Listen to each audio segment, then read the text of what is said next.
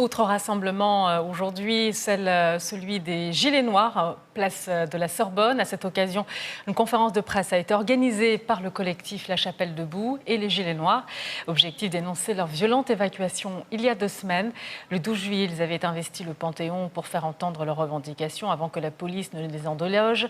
Une trentaine de personnes avaient été blessées selon le collectif, d'autres arrêtées puis libérées avec obligation de quitter le territoire. Le mouvement demande des papiers et des logements pour tous. Écoutez.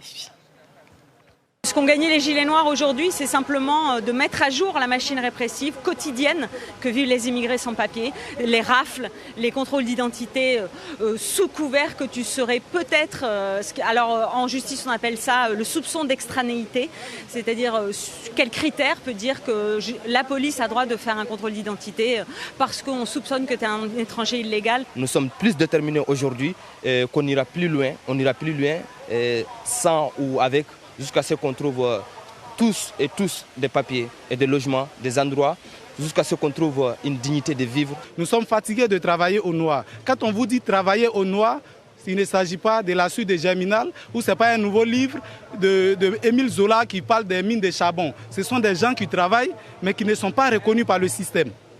Alors nous ne voulons plus travailler et échapper à la fiscalité. Nous voulons payer nos impôts, nous voulons payer nos loyers et vivre décemment pour participer à la société qui nous accueille.